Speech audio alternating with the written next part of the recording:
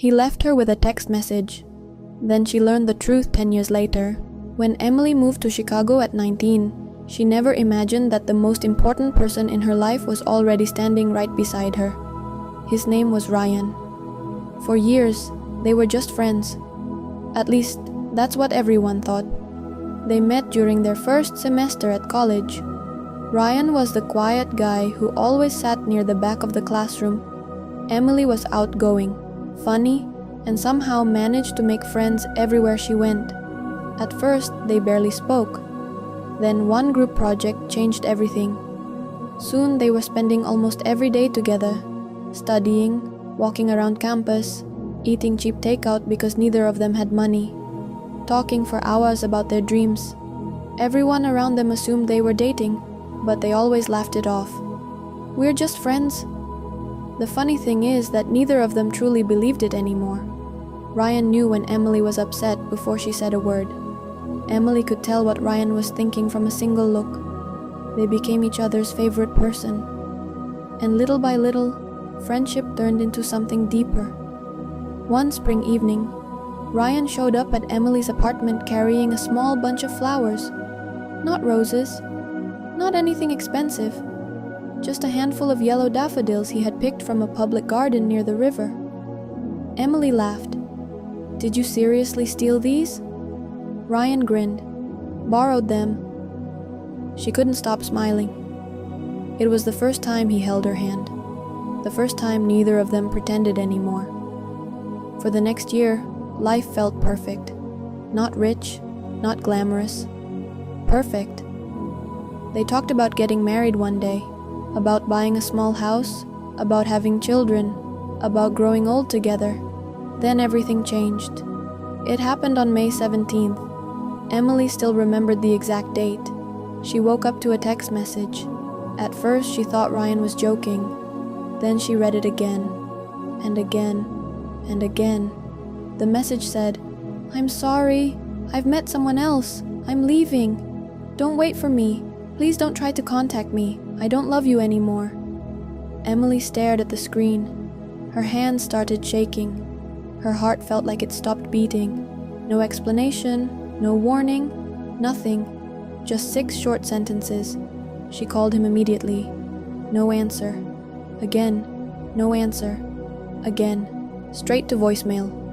Within an hour, she was standing outside his apartment. She knocked. Nobody answered. She pounded on the door. Nothing. The next day she came back. Still nothing. Ryan had disappeared. Completely. His co-workers said he had quit. His landlord said he had moved out. His friends knew nothing. Or at least that's what they claimed. Some people said he moved to California. Others said New York.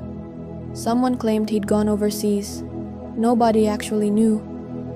Weeks became months. Months became years. Emily never got answers. Only silence.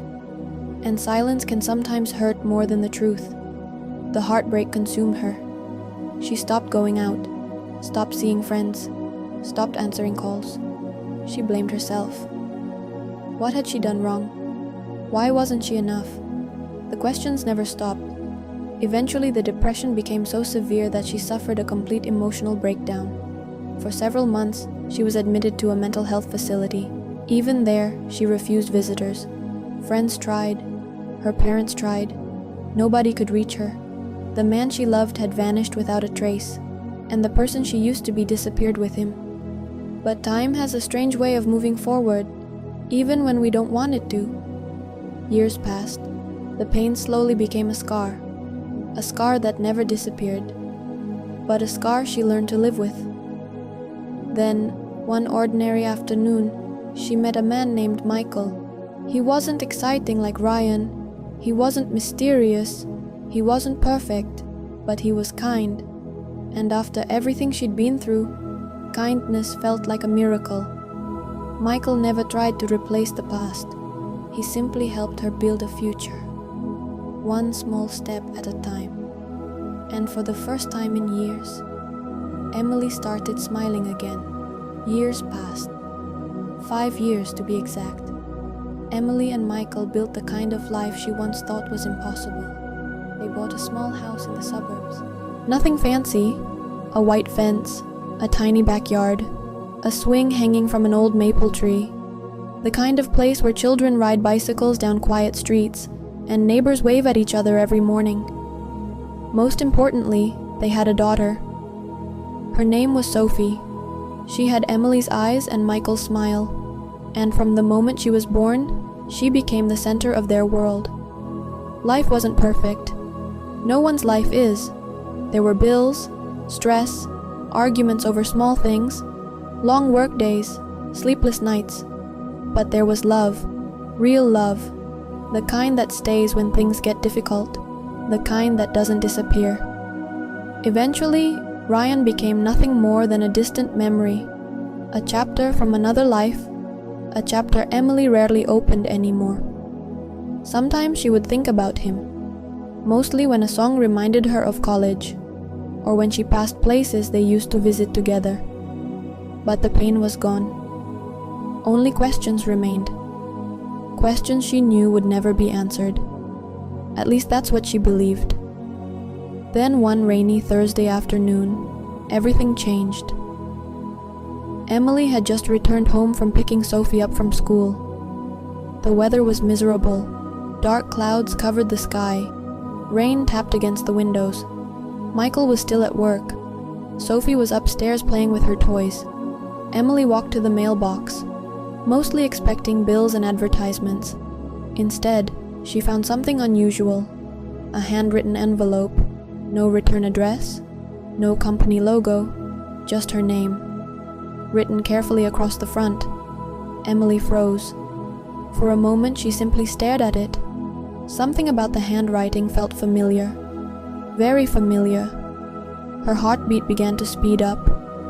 Slowly, she walked inside, closed the front door, sat down at the kitchen table, and turned the envelope over. The postmark showed it had been mailed weeks earlier. She opened it carefully. Inside was a single folded letter, several pages long. The first line made her blood run cold. "Dear Emily," she knew immediately. Ryan, after all these years. Ryan. For a moment she actually laughed. Not because it was funny, because it was absurd. 10 years. 10 entire years. And now he wanted to write a letter? Now? After disappearing? After destroying her life? After leaving her with nothing but questions? She almost threw it away. Almost. But curiosity is powerful, so she kept reading. The first paragraphs only made her angrier.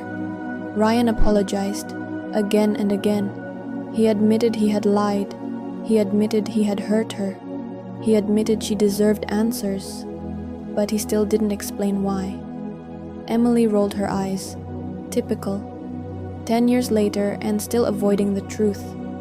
She continued reading anyway. Then she reached a paragraph that made her sit up straight. Ryan wrote, "If you're reading this, it means enough time has passed. It means you've moved on. It means you're finally happy. That's why I asked for this letter to be delivered years after I wrote it." Emily frowned. Years after he wrote it? What did that mean? She kept reading.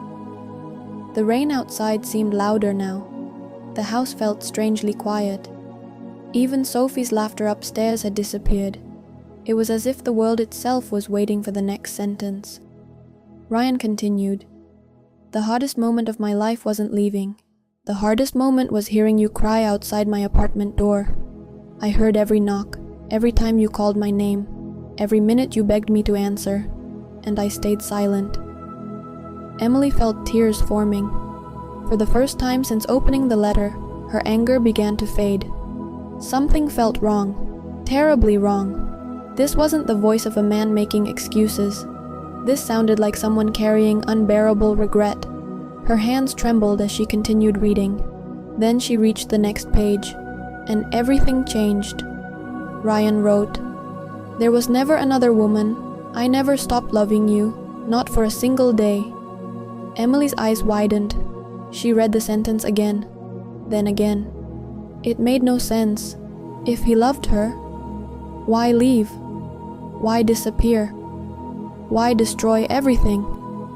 The answer came in the next paragraph, and the moment she read it, the room seemed to stop spinning. Ryan had been 24 years old when doctors found something during a routine examination. At first they thought it was minor, then more tests came back. Then specialists became involved. Then the diagnosis arrived. A diagnosis that changed everything. Ryan wrote, "The doctors found a tumor in my brain." Emily stopped breathing. The words blurred in front of her. She blinked several times before continuing. "The prognosis wasn't good. They told me I probably had months, maybe less." A tear landed on the page. Then another. Ryan explained that he spent weeks trying to decide what to do. He considered telling her. He considered marrying her anyway. He considered fighting. But every future ended the same way. A hospital bed, pain, fear, and Emily watching the person she loved slowly disappear. He couldn't bear the thought, so he made a decision. A terrible decision. A selfish decision.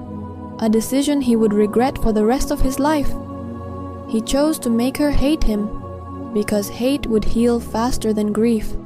At least that's what he believed.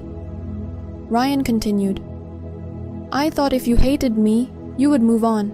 You would find someone else. You would have the family we always dreamed about. You would live, even if I couldn't." By now, Emily could barely see through her tears. The anger she had carried for a decade suddenly felt meaningless. All those years, all those questions, all that pain, and the truth had been hidden inside a hospital room. Then she reached the final page. The final words Ryan would ever write to her, and they would break her heart one last time.